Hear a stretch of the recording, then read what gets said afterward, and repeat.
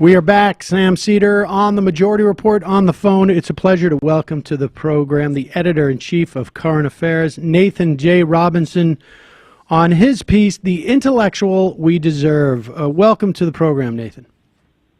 Thanks, Sam. Nice to be with you. So I went out to dinner the other night, and I think I've told folks this story here, but I went out to dinner the other night with friends of mine, and they brought their 15-year-old nephew, who was going through a breakup with his girlfriend. And at age 15, you get a little bit upset about these things. And he's a very smart guy. He follows a lot of politics. And he said to me, a friend of mine sent me a Jordon Peterson video to help me feel better about things. And he goes, what's with that guy? He seems like an idiot. And I was both horrified and gratified. Gratified that he could see that this guy was a little bit thin, but horrified that he's being sent around to 15-year-olds as a way of making them feel better about their lives. So the timing of this piece couldn't have been better. For folks who don't know who Jordon Peterson is, tell us, just give us the thumbnail on him. Well, he's a University of Toronto psychology professor in his mid-50s, and for the past sort of several decades, he's kind of been just an obscure academic. And in the last couple of years, he has developed first a huge cult following, and then a kind of far more mainstream following. The cult following because initially, he had come out as a very strong opponent of Canada's efforts to add gender expression and identity to the Canadian Human Rights Act. And Peterson had suggested that if this was passed, he, as a professor, could be prosecuted for refusing to use students' preferred gender pronouns, and declared that he wouldn't ever use student-preferred gender pronouns, well, unless under certain terms, he kind of qualified it. And then sort of it became a kind of free speech hero to certain people, and he has a YouTube channel where he records videos to his followers, and he kind of developed a huge following among young men in particular. About 90% of his viewers are men. And he got a lot of money on Patreon, tens of thousands of dollars a month, I think nearly approaching $100,000. And then he released a self-help book, 12 Rules for Life, which quickly shot to the top of Amazon and is, I think, still the #1 most read book on Amazon at the moment. Wow. Just getting back to that first, I guess, inciting breakthrough event, was I'm not familiar with that Canadian provision that would have added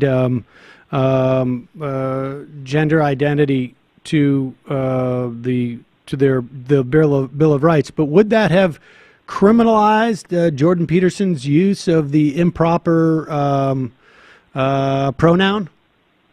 There's no evidence that it would have. I mean, the provision actually is quite vague, and Peterson was suggesting that because it's vague, it could be used to prosecute him. Right? It literally just prohibits discrimination against people because of gender identity, and it was Peterson's interpretation that this could be used to prosecute him for refusing to use pronouns. But that's not in the bill. The bill literally just prohibits discrimination on gender identity. So, all right, now let's go over a little bit of his work, because I mean, you introduced me to far more of it than I think I probably feel comfortable.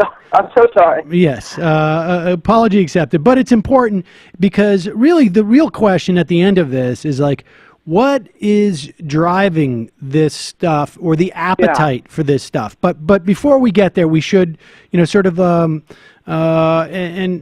frankly, around these parts, we go through this with a little bit with Sam Harris, who you mentioned briefly in here. But there's a quality to Peterson that I think is shared by some online, and that is when you basically talk about that it's sort of hard to understand, to know what he's saying more often than not. Give us a couple of examples of that.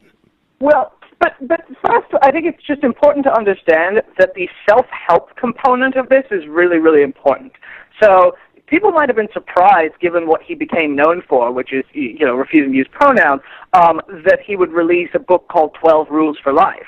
But actually, for his followers, that's a hugely important part of what he does. The reason that your 15-year-old friend was being given Jordon Peterson's videos is because he structures this a lot around life advice. And his whole pitch is, his academic work is in, he's a Jungian, and he's giving Jungian interpretations of mythology and sort of showing the commonalities among human stories across time and coming up with all of the sort of lasting archetypes.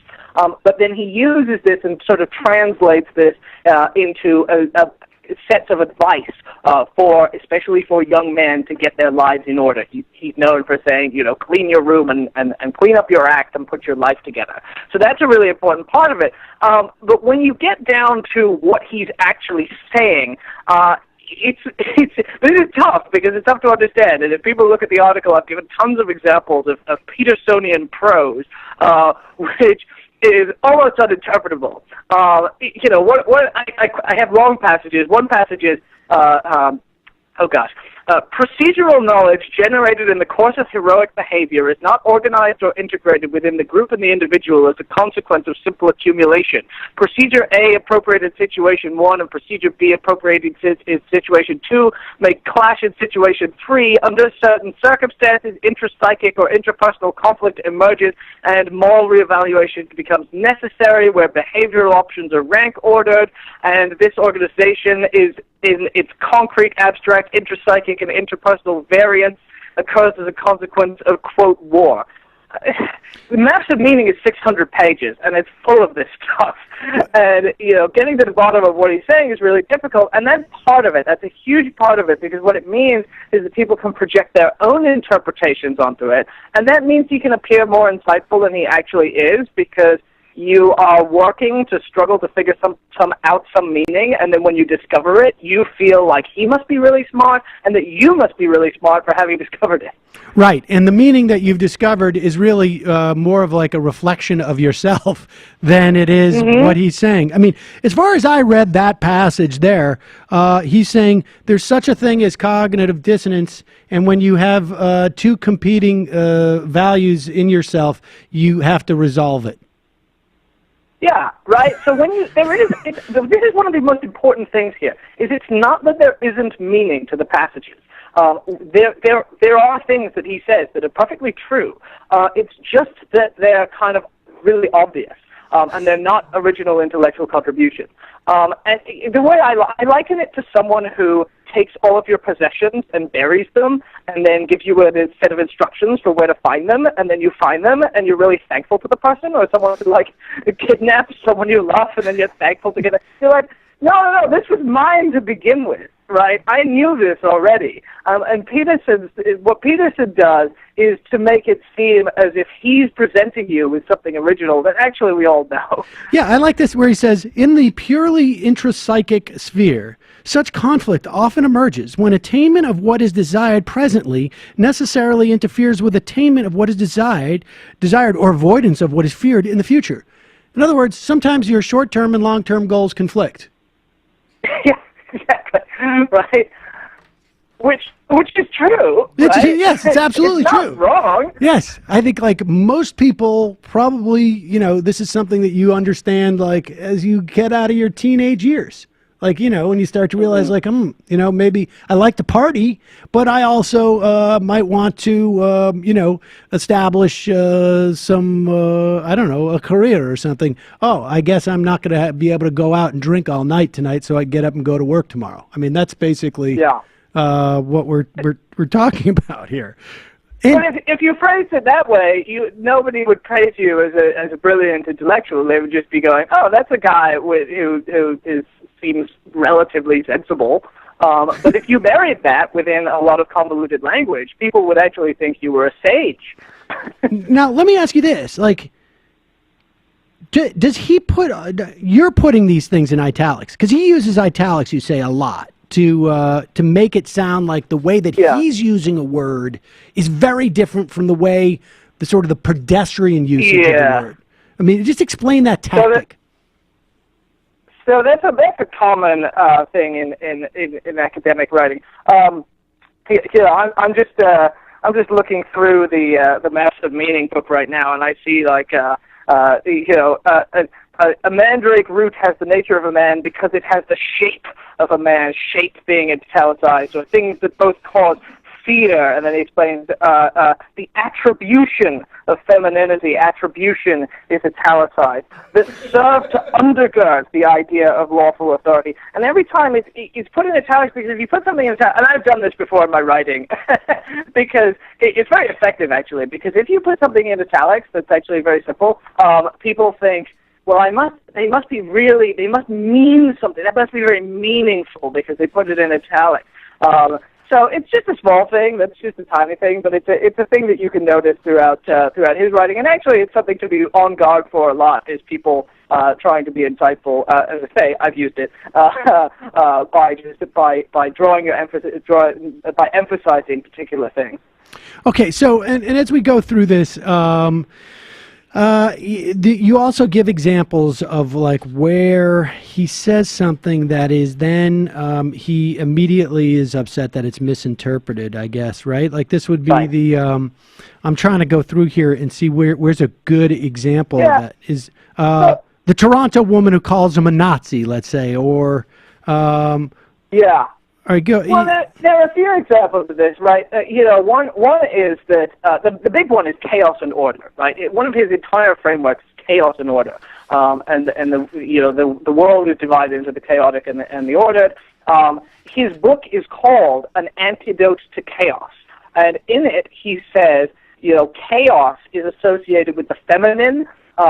Order is the masculine, and order is the structure of society. It's it's the glue that holds everything together. Order is that social structure. And you think from that, well, order is really good, and he's saying that, women are just chaos, and we have to have an antidote to femininity, right? If chaos is femininity, and he's offering an antidote, that suggests that he's like against femininity. Then, of course, he contradicts himself. He comes and goes, no, I'm saying that it's like yin and yang. You've got to have order and chaos at the same time, which makes the whole thing kind of meaningless, because then you go, well, what are you really saying then? If we're not trying to stop chaos, we're just trying to incorporate it, it all becomes kind of a soup. So usually either if the thing he's saying that seems specific seems horrifying or wrong, and then the qualified version that seems so abstract and convoluted as to not have any practical import. And you mentioned the Nazi thing. Peterson says in one passage, he said, he says something about the physicality undergirding everyday interaction. He says basically everyday interactions are built on a foundation of looming violence. And interactions between men always have a looming threat of violence. And he says, for example, there is a woman in Toronto, and he talks about how you can't use violence on women. He says, there's a woman in Toronto who compares him to a Nazi, and he says, I can't use the techniques on her that I would use against a man because they're forbidden, i.e. physicality, physical violence. So that seems like he's saying, well, I wish I could hit this woman, but there's a social taboo against it. But then if you say, are you saying you wish you could hit a woman? He would go, no, of course not. I'm just saying that the looming threat of physicality is essential to the whatever. And so you try and pin him down on things that sound horrifying, and he denies them. And what it means is that there's an ability for people to interpret his words to justify really horrifying things. You see people endorsing domestic violence in the comments of his videos a lot. And that interpretation is reasonable because he's so vague. I mean, this is, there's a dynamic here, and I want to broaden this out in just a moment, but there's a dynamic here that we, you could see almost with Donald Trump, right? Like he goes out and articulates certain ideas that then give license to people to take it further. And that's sort of the dynamic that's happening, why guys like this are so dangerous in some fashion, right? Because they are opening the door to certain ideas. And of course, this isn't about debate, but they are also simultaneously not owning those ideas and giving people, giving basically another concentric circle out there the license to go out and practice these ideas. Yeah, so you're totally right, and I think, so someone emailed me who likes Peterson and said it was very unfair of me to, and unethical even, to judge Peterson by his fans, to say, well, you can't, you have to judge him, you can't do what the fans are saying. But there's something, but the Trump comparison is exactly right. It's like if I had fans, and my fans were all wearing swastikas, I would be very alarmed, and I would be wondering what I was doing that was not, at least, maybe not endorsing, but at least not repelling that type of person, right? And the same thing with Trump and the white supremacists, where he was giving all these messages where they loved him. You know, David Duke loved Donald Trump. You know, Richard Spencer very excited about Donald Trump. And, you know, that's not because Trump was, you know, saying explicitly racist things. It was because he was saying things, the sort of things that racists like to hear.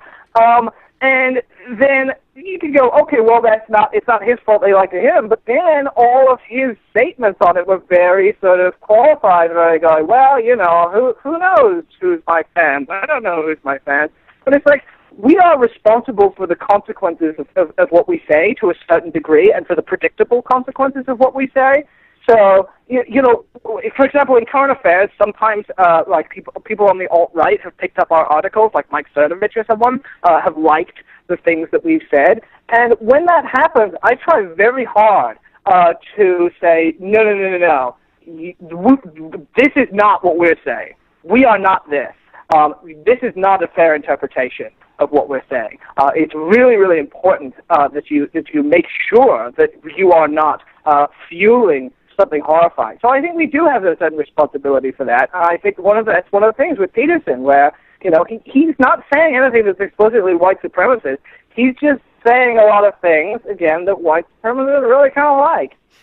Right. And it's, I mean, this is the idea of being a public intellectual, right? Is that you do take responsibility for how you're interpreted on some level. I mean, obviously you shouldn't mold what you do based upon, you know, narrow sets of people's interpreting. Some people are always going to misinterpret.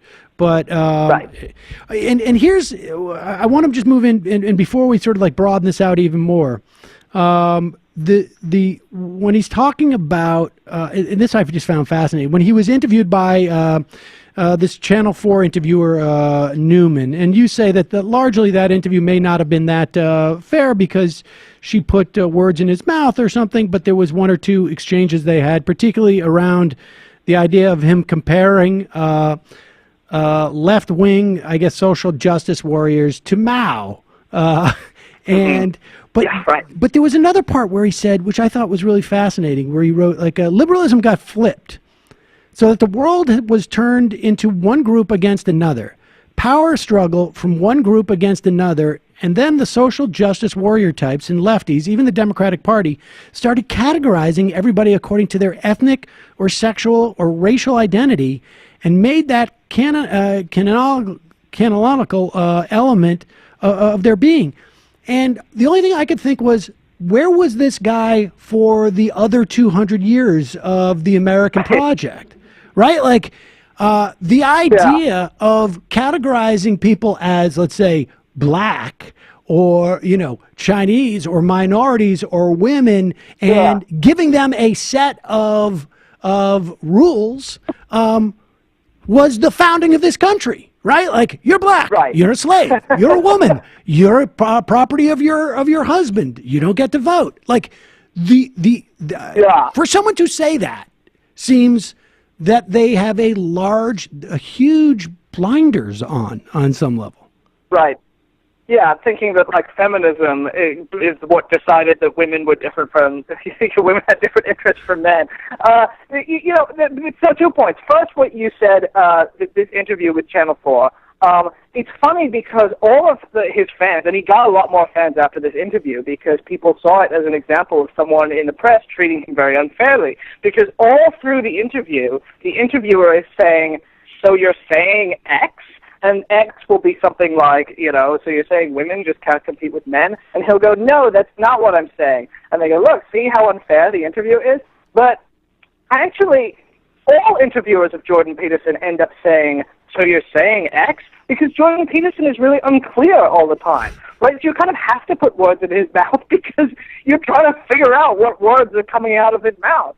And, so when he says, the social justice ideology was responsible for, is the ideology that was responsible for the Soviet Union, you go, wait, are you saying that it's the same? And then he goes, no, I'm not saying that it's the same. And then they go, so what are you saying? So I think it's not necessarily that unfair to him to try and do the so you're saying thing. But as you say, there is this, substantively, there's this total lack of knowledge of history. He doesn't even understand what activism is, right? So in this other interview, he says, basically, activism, he says this thing started in the 60s where you would go out and hold paper on sticks and shake it at people and to signal your virtue. And you go, that was the civil rights movement. That was like these guys holding, I don't know what they're doing, standing there holding signs. That seems ridiculous. It was the anti-war and the civil rights movement. That's what that was. It's so strange that he can't even understand, what the roots of activism were. He can't even see it from the point of view of the activists. He doesn't even really seem to understand what politics are. He talks about, getting rid of ideology and the importance of examining yourself rather than getting involved in politics. And people have said to him, well, if you don't like the social justice movement, what do you think political activism should consist of? And his answer is basically well, you should clean up your room and examine your own life and your goals, right? He just fundamentally doesn't comprehend why women and black people and other people of color might be upset, what they're frustrated about the arrangement of contemporary society. I would also add that the protests, the idea of putting a stick in paper did not start in the 60s. There have been protests in this country since, the Tea Party, right? I mean, the idea that there haven't been protests, the shirtwaist, the Triangle Shirtwaist Factory fire, which, it's sort of extraordinary because what he's really talking about is and he's not talking about age because those women in 19, whatever it was, 19 were in their teens. He's talking about hippies and black people, it seems like. Yeah. So it's just a lack of understanding of the context. He thinks that again, and this is common to criticisms of identity politics, which and it really frustrates me, is this failure to understand why people think that identity is somewhat important. If you examine the Black Lives Matter, for example, has put out a very serious policy agenda where they talk about the police reforms they'd like to see, they talk about what the things they'd like to see done to address the black-white income gap and the wealth gap and employment discrimination. These are the sort of serious issues that people in social justice movements are discussing, and they do disproportionately affect people by race. And so people like Peterson, who are critics of social justice, just go, well, why do you keep talking about race? And they explain in detail why they keep talking about race, why we can't pretend that race doesn't matter. But Peterson doesn't really respond to those arguments or even show any sign of comprehending them. And this is very common among the people like Ben Shapiro and the people like Charles Murray, who all say, well, this identity thing, it's racism of its own. And they're like, well, at least pay attention, at least try and understand what people are saying about the unique issues that face women and people of color. All right, well, so let's talk about what it says about us or American society. Why? And there seems to be, a series of these people who, what is it that is? What's wrong with us that that this guy who is not really saying much, and to the extent that he is just sort of giving license to some pretty noxious tendencies, has become so successful and almost more important than his just sort of like marketing success. You go through in the first couple of paragraphs of how he has like, there is, folks like Malcolm Gladwell saying he's a wonderful psychologist. I don't know how Malcolm Gladwell could possibly know that. I mean, unless he's been treated by him. The Times saying his message is overwhelmingly vital, deserves to be taken seriously. Why is he getting these type of accolades? I understand why he's getting YouTube hits, because YouTube is predominantly male, and there's a lot of young males on YouTube. But why is he getting these other accolades? Well, okay, so yeah, the YouTube thing, that is puzzling in and of itself, or at least worth discussing in and of itself, right? His following among his extraordinary following among this group of young men. I mean, the cynical interpretation is, well, young men like it when you come along and flatter their worldview and say, like, you're the Ubermensch and feminists are trying to drag you down and stoke people's prejudices. Peterson says, and I think he is somewhat correct about this, that he appeals to people who are lost and adrift and lack sort of purpose and guidance in life. Even the jacket of his book pitches him as a father figure. And so I do have a sort of partial explanation for his following that says, well, he is sort of a product of a time when a lot of young people especially are very adrift. It's an economy that isn't working for them. It's a place of political and cultural meaninglessness, and there is a big market for someone to come along and go, look, I'm going to help you. I'm going to fix your life. I'm going to give you a sense of purpose. You're going to be a hero. So I do think that there are economic and social explanations in part for why he's attracted such a following. I actually think it's less of a mystery why the press would praise him, because I'm pretty cynical about the mainstream press, and I think any time someone comes along who looks like an intellectual and has a following, I mean, look at the way that the New York Times has covered like these white supremacist doofuses, where they all get like long form profiles. Right. So there is a sense that whenever there's a social phenomenon, the press feels like as part of its objectivity mandate, it has to take it very seriously, and it can't just write it off. And so Peterson, the people have declared Peterson an intellectual, therefore he must be an intellectual. And the press sort of doesn't want to appear elitist, and tries to reflect public opinion in a lot of ways, and this is kind of a result of that. I don't know why Malcolm Gladwell. All I can say is I don't. It diminishes my respect for Malcolm Gladwell's ability to tell truth from nonsense. But I think that a lot of these guys come along every generation and get hailed as the next whoever, who don't actually have much substance to them. In part because of the separation of academia from popular intellectualism, where academics aren't engaging with Jordon Peterson, because academics couldn't care less about Jordon Peterson. They know that he's not substantive, but academic journals are a separate world from the popular press, and so this is also why you see a lot of bad science journalism, is because science journalists aren't scientists. There's a big separation between these worlds, which I think is bad.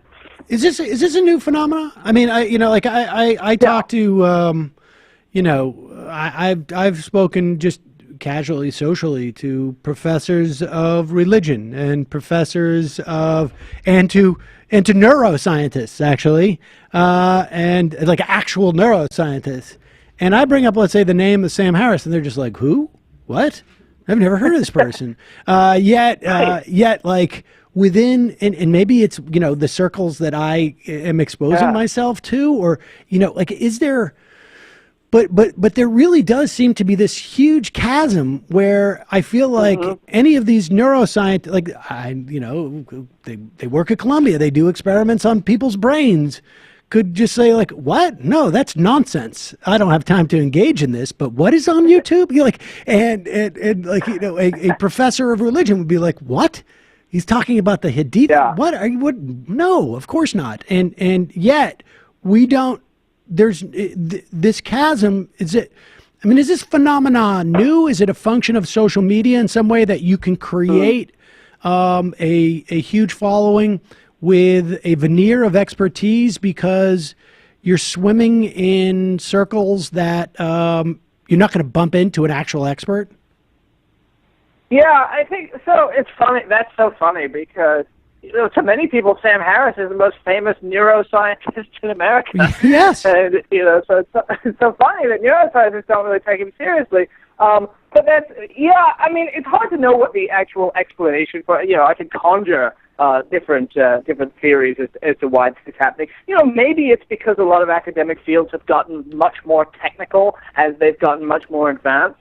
So the things that a neuroscientist is focused on today are that many more levels removed from things that ordinary people are ever going to be able to understand. I do place some of the blame for this on academics themselves because there is a kind of sense among many academics that engaging with the public is something that is at best optional and at worst actually almost anti-intellectual, which is weird, right? I was in a graduate program in sociology, and I'm still in it actually, but there's a kind of contempt in academic departments a lot of times for people who write, quote, popular books instead of academic books, and people who publish with popular presses rather than academic presses, which is very strange because you think, well, popular should be a good thing. Getting your message out is really important. And I think academics need to see it as much more of having a responsibility of trying to guide the public's understanding of their field. Because otherwise, people who are charlatans, or at least are very superficial, they will be the public spokespeople for a field. And so it's super important that if you do know about something, you take control. And it's depressing to me that, I've written long pieces about, like, Charles Murray and Jordon Peterson, and I'm not an expert in their field, and I wish that people who were already doing that, so I wouldn't have to. Yeah, it's strange. And I wonder if it's also a function of, like, there's no reward in academia for doing this. And that the competition could be such that, like, I'm not going to expend energy on something that is tangential to my academic project. I wonder if that's how much that is involved. So what? That's a huge part because it's because all of the incentives are towards publishing in academic journals, which is basically the only thing that you're supposed to do as an academic to get accolades, right? It's just publish. They don't even value teaching. Your teaching is not something you're supposed to focus on. Writing op-eds in newspapers, it's all a distraction. You need to publish academic articles. Does this put the left in a disadvantage long term? Because I think, statistically speaking, maybe short of economics, academics tend to be center left because just of the nature of the project, I guess. Is there a long term, are we going to be at disadvantage? Now that there is an ability to become, in the ease in which someone like a Jordon Peterson or a Sam Harris or even Stefan Molyneux had this going on for a while, a little bit more cultish perhaps. But there's these outlets for folks like this who are ostensibly thoughtful to reach the masses and make a tremendous amount of money, and without really being debunked. I don't know. Is the left at a disadvantage in this instance? Well, the left is always at a disadvantage, right? Because the left is speaking for the people who don't have power. Right, so we're always going to be fighting uphill, and so yeah, we are, and of course it's gotten worse with the kind of cable newsification of knowledge, and this is the thing that climate scientists complain about, is that when you have a crossfire type discourse on television. If you look at the difference between, say, William Buckley's firing line in the 60s and Fox News in 2018, it's a huge difference because it's, 2 minutes versus an hour, and in 2 minutes you can't really expose someone as a fraud. It takes depth, right? My article's 11,000 words. As things get compressed, it's much more difficult to challenge these things, and as attention spans get shorter. At the same time, we have a formidable opportunity with the expansion of things like YouTube and podcasting and what have you, because it does allow you to do things that are in more depth, right? In current affairs, I was able to start a magazine that does in-depth analysis, and we've built up a decent following, and that's very possible. And podcasts are the same way. You can go for an hour, 2 hours, 3 hours, and you can really dive into things. So I don't think it's impossible to take these guys on, but I think it's a formidable challenge, and one that I think everyone who has knowledge has a duty to help spread knowledge and challenge people who are presenting things that aren't knowledge as knowledge. Nathan J. Robinson, Current Affairs on The Intellectual We Deserve. Thanks so much for your time today. I really appreciate it. Thanks, Sam. Is that that's my new Jordon Peterson impression. when he was crying about the... we didn't get into this, the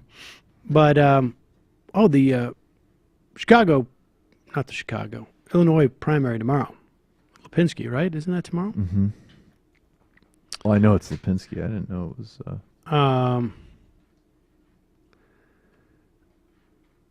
I wonder if there wasn't some inciting event with Jordon Peterson.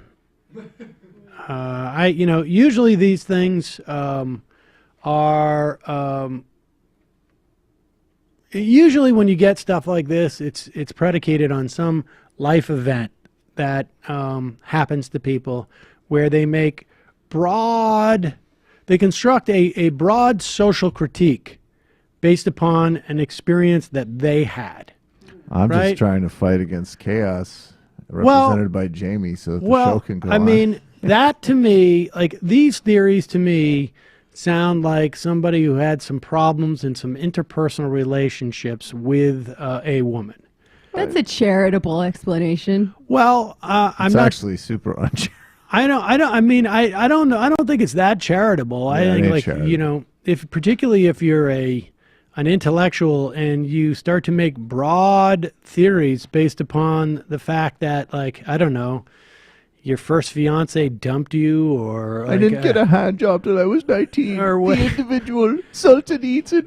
Whatever. I have no idea. She called me a Nazi, and I can't choke her. And I just want to make it. I want to make it. I want to make better this absolutely to do clear. an impression. I'm just speculating because there's been moments where he seems very emotional about these things, far more emotional than one would anticipate.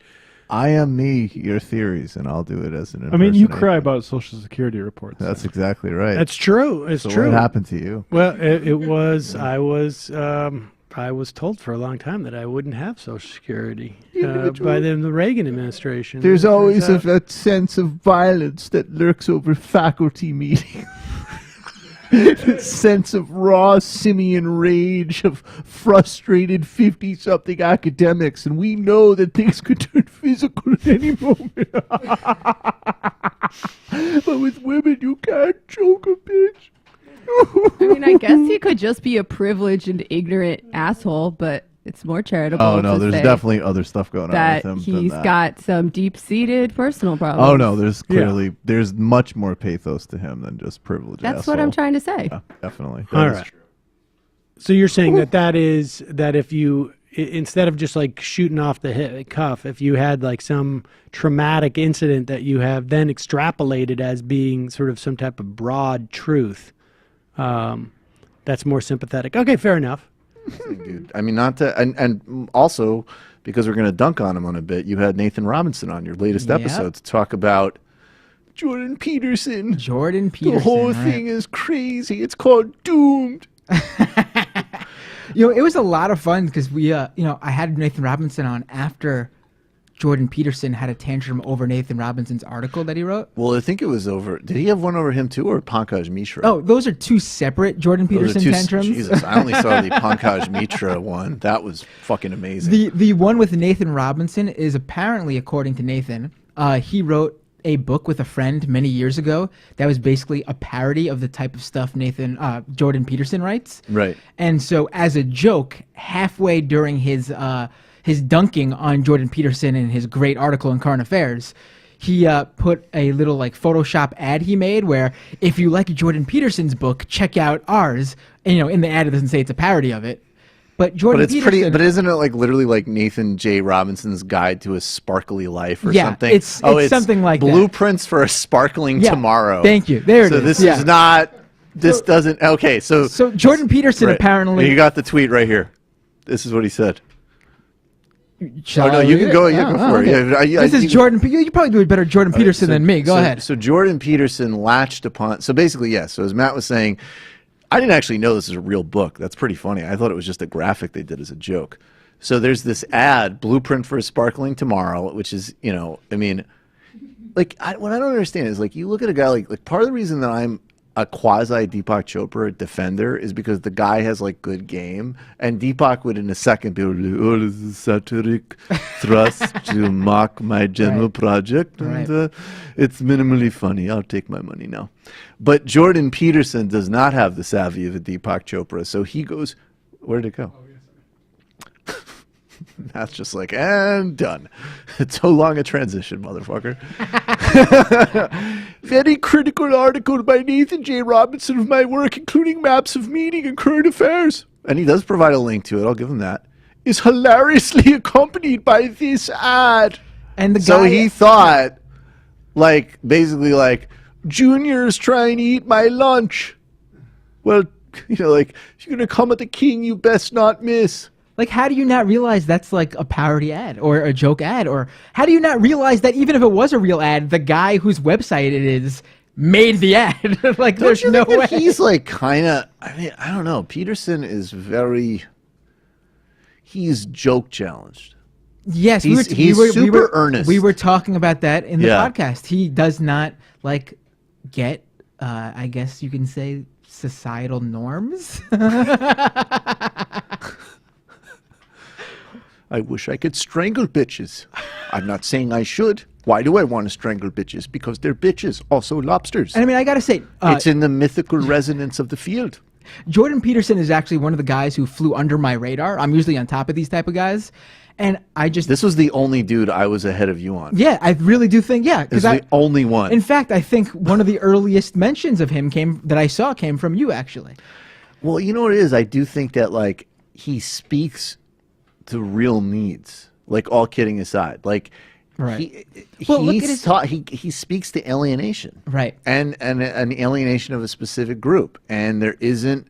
And I also think, like, look, some people need that kind of guidance. Like, it's easy to make fun of, but I don't have a problem per se with, like, clean your room, or it's a good idea to, like, eat healthy or whatever. Those are generally good pieces of advice.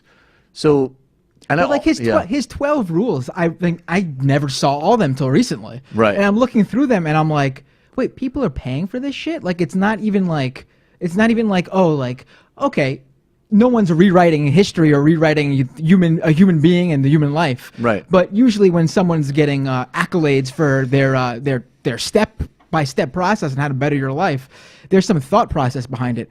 I'm looking through these rules. One's like the golden rule. You got to pay someone to tell you the golden rule? I mean, it's unbelievable. Yes, another one is like my Patreon page. I'm killing both of you little jokers on my Patreon page. Maybe you should get into the chronic masturbator video game self-help hustle, you fools. Another one is pet cats. The other one is to sit up straight. I mean, there's a number of them that are, like, one is really weird that says if you're something like, if Matt, if you could pull up the 12 rules, that'd be great. But one of them is like, if your children are having fun or a good time, then you're not doing your job. I'm paraphrasing here, but it's just like, it's unbelievable what people are subscribing to. These 12 rules are either bullshit or like basic human knowledge that you get from your grandparents. Like, my grandma should have written this book. That would have been interesting with your grandma's queen. Like, stop and pat cats. Stand up straight. Don't be an asshole. Of course, Tyler Cowen has these on his blog. Right, of course. Stand up straight with your shoulders back. Fair enough. Treat yourself as you would someone you were responsible for helping. That's the golden rule, but not as well written as like the guys who wrote it. Those like many years ago. But that's a helpful. It's a reframe, but I guess it's like that's the type of quote though that sticks in somebody's mind when they say maybe I shouldn't have the 6th Mountain Dew. Matt. Yeah, but I don't know. That's treat others how you'd like to be treated is the golden rule. That's better written than that bullshit. Yeah, that's worse. He's not saying to treat people well, though. It's a slightly different thing. Treat yourself like you would someone you're responsible for helping. Yeah. It's not about treating other people. It's all about how you treat yourself. That's all about self-discipline. Treat yourself as someone you're responsible for helping.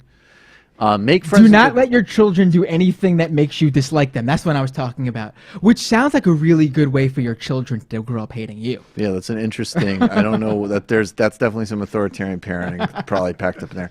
Make friends with the people who want the best for you. I guess that would be friends.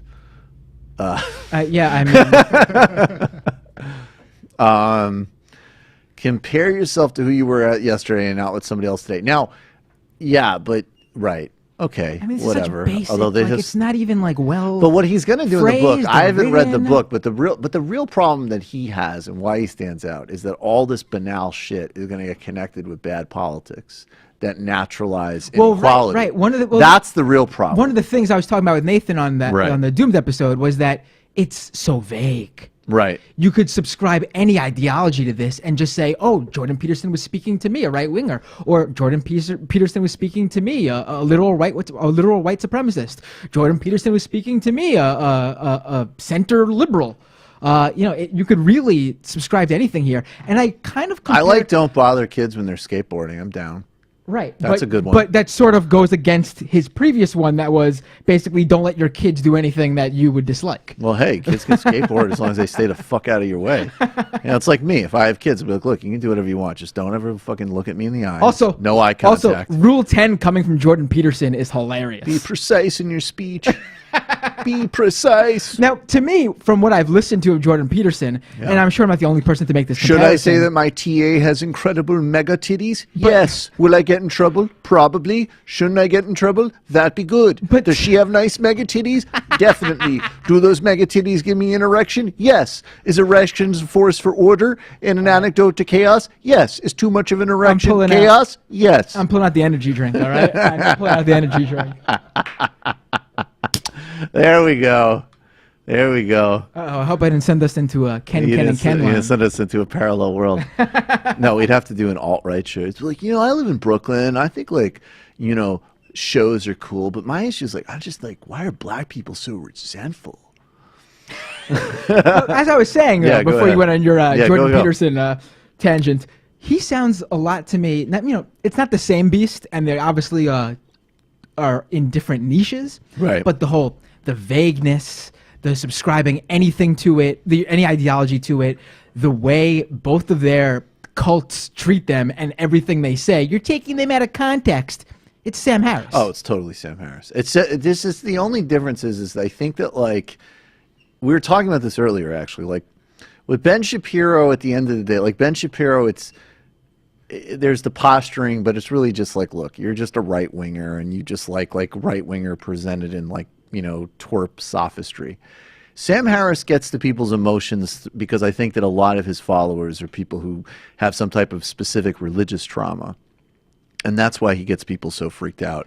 And then I think, with Jordon Peterson, he's hitting people where they live. I think if you help a 16-year-old boy through their first breakup, you have a Twitter, YouTube foot soldier. Right.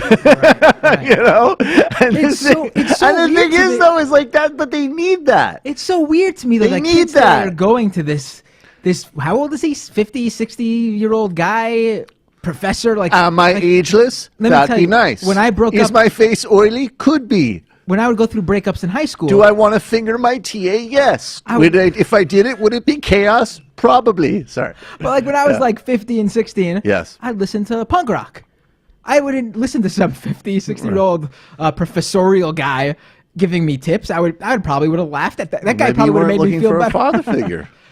Can I say something here? I mean, that's really what it is, without a doubt. I think there's nothing wrong, obviously, with someone looking at him as a father figure. I mean, I wish they didn't, but I think there's some things wrong. Well, no, I mean, I'm not to criticize the individual who's looking at him like that. Well, you can't criticize the individual because there's nothing more important. What I found out from Nathan Robinson is that in the book jacket, they call him a father figure to these people. That's part of his self-promotion. Listen, let me tell you. Let me tell you, if anyone wanted to promote me as a bunch of strangers' dad, I'd leave money on the table. I'd say I'm not taking the money. I refuse. Well, let me just say, I would think I would find it incredibly bizarre, and I would take the money. Well, let's go. Look, I think though that we gotta really make the distinction with all of these people between like the legitimate or things that are going to be important to address that drive people to them versus what they're describing. And the weird thing about Jordon Peterson, I think that just seems to be the endless conclusion is like it's some combination of like just kind of banal, obvious sort of self-help stuff, some of which is probably positive and useful, which he ties together with reactionary politics and areas that he just doesn't even, I mean, his cultural Marxism story, I don't even think he knows it, but is really just like a reheated anti-Semitic conspiracy theory.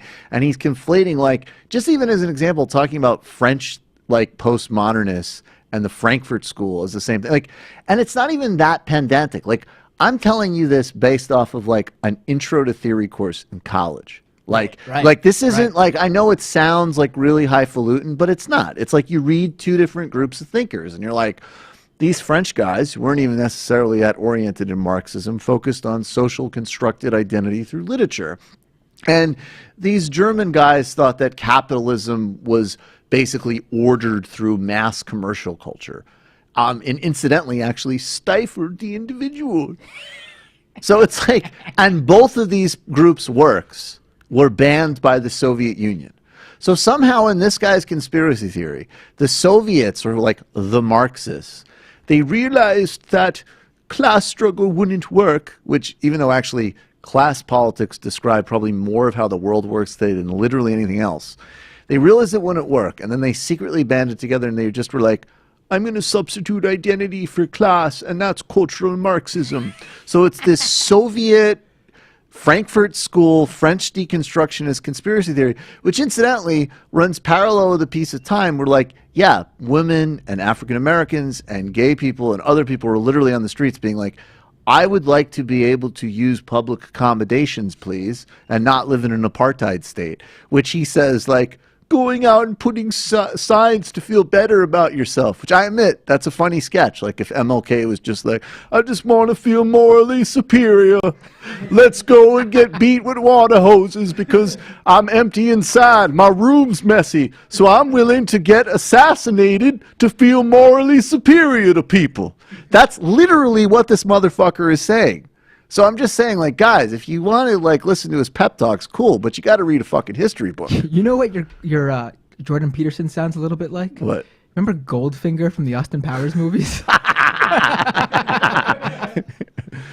Wasn't he Dutch? Yes. But How that's did he what sound? How did he sound? Like, I can't do it. I like Matt, gold. this is your job, buddy. Go ahead. I like gold. I like gold. I can't yet. Clean your room. Austin Powers. After we got to golf, so then we got to get to this meltdown. I guess we'll just keep going with this because this was the Robinson one was a kind of funny self-own, but he had a serious meltdown on Pankaj Mishra. Everybody should read Pankaj Mishra in the New York Review of Books. Matt, you can pull up. Do you have the tweets handy? Matt's doing like no. I'm just saying whatever's easiest. Now. Yeah, just bring up the tweets first. He can bring up the material you need for your show, or he could do what I asked of him, and that is find an audio clip of Goldfinger from Austin Powers. Yeah, let's. I would like to do a dated, not particularly funny to begin with, 2003 joke, please. Oh, my thank you. That's what I excel in. You can excel in it really well. Okay, so just to briefly summarize, Pankaj Mishra wrote a brilliant Pankaj Mishra actually went more into, like, Robinson did his incoherence, and Pankaj Mishra fit Peterson into a history of basically romantic reactionaries who seek like a hidden spiritual history to retrieve old hierarchies to justify and reinforce oppression. And this goes back from, this influenced Japanese fascism, Hindu Veda, obviously the Nazis. It's all across American history. And so that was the history that he situated Peterson in. It was a very interesting, very critical piece. And Peterson responded with a very thoughtful reply. You arrogant racist. And by the way, why is all of this? I thought racist was a word we're not supposed to use. You arrogant racist son of a bitch, Pankaj Mishra. How dare you accuse me of harmlessly romancing, quote, harmlessly romancing the noble savage. That's how you refer to my friend Charlie Joseph, who I've worked with for 15 years. This is apparently Pankaj Mishra made reference to some of, basically Jordon Peterson says he's been inducted into a Native American tribe, and the way Pankaj Mishra wrote it, even though there's no reason to doubt what Peterson is saying is true, Pankaj Mishra wrote it as like, he claims, which is a great like stealth dick way of being like, there's no reason to suspect not, and I'm not saying it, but I'm going to write it in a way that cast doubts on you just to be an arrogant racist son of a bitch.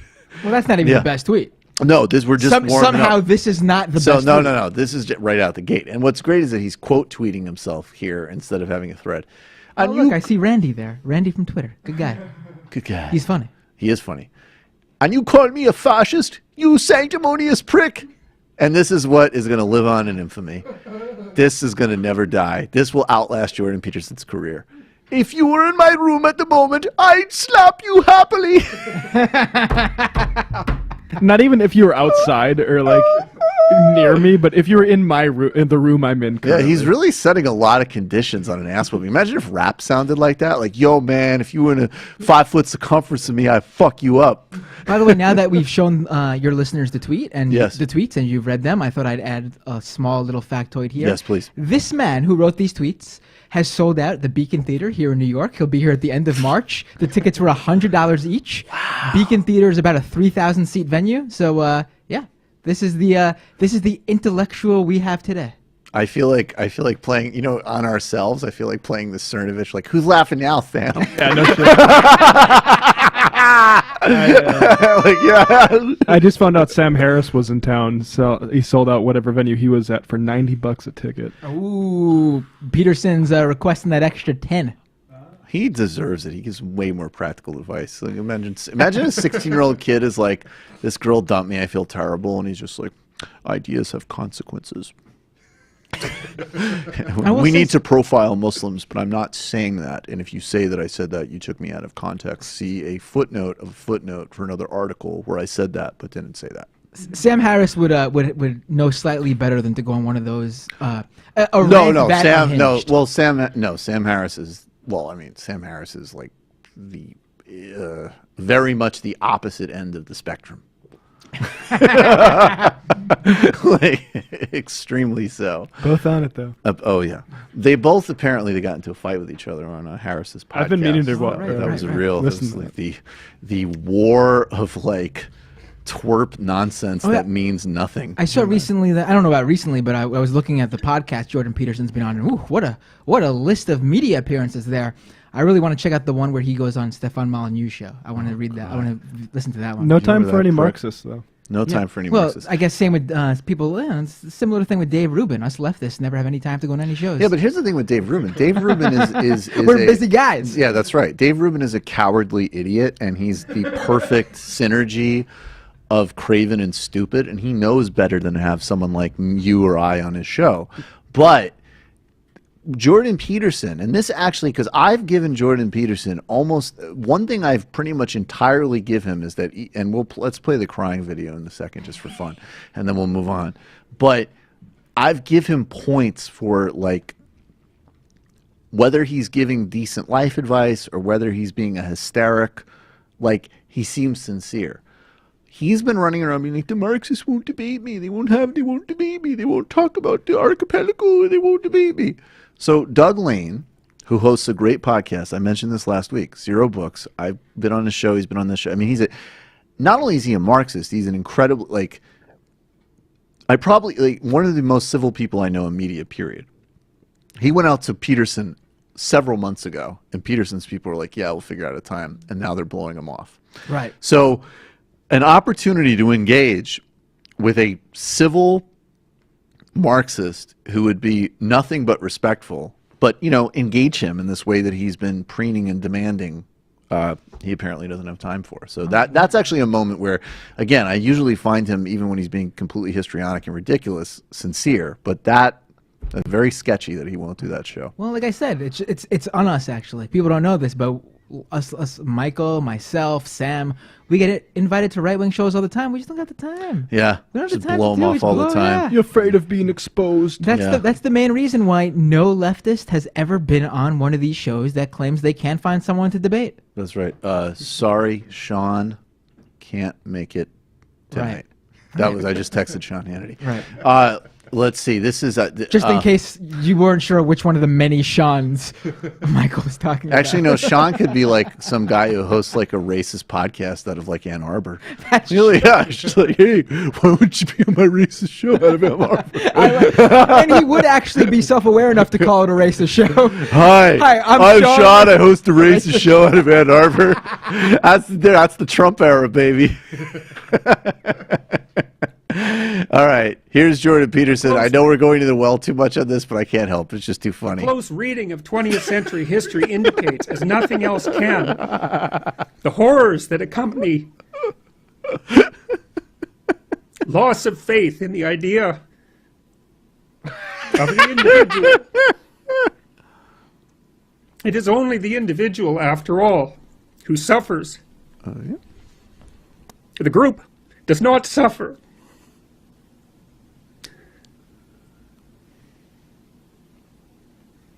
This is just a monologue, actually. He's really watching porn. Well, when does the tag team start? Only those who compose it. Why isn't... I thought it was supposed to be black Thus, face, the reality Asian of the chest, Puerto Rican must booty. Be regarded as it's a lie. They don't use language precisely anymore. Where's the pegging? Regarded seriously. Without such regard, there can be no motivation to reduce suffering, and therefore no He respite. must have like a hemorrhoid or something. Oh my. Instead, the production of individual suffering can and has and will be again rationalized and justified for its supposed benefits for the future and the group. What do you think happened in Jordon Peterson's childhood? Something. There was some sort and adulthood. I have a serious point. If you live in an industrial democracy like the United States, and if you could just be intellectually honest for a moment, what mass collective organizations through rational bureaucracy cause you more suffering and might even potentially end your life? Government or private corporations that lower your wages, deny you health care, box you in every type of corner imaginable? What in reality that you live under impinges on your life? Are you more afraid of the government or your boss? Get real. Come on, man. Matt. MRAs. Michael. You were also ahead of the curve on these guys. Yep. I have to say, I would prefer they watch this guy than the MRAs. Right. Well, this guy's pretty. He's not. He's not as bad. No, that's bad. It's You're a continuum, but it ain't as bad. This is the That's the best case scenario for him, is that he's like an off ramp for like minor weird dickishness right, versus but this is where it begins. Fashion. Well, I think the weird thing with him is I think he's an entrance and an exit. That's true. I think that's a very odd thing about him. Yes. I think that there's some people like any asshole.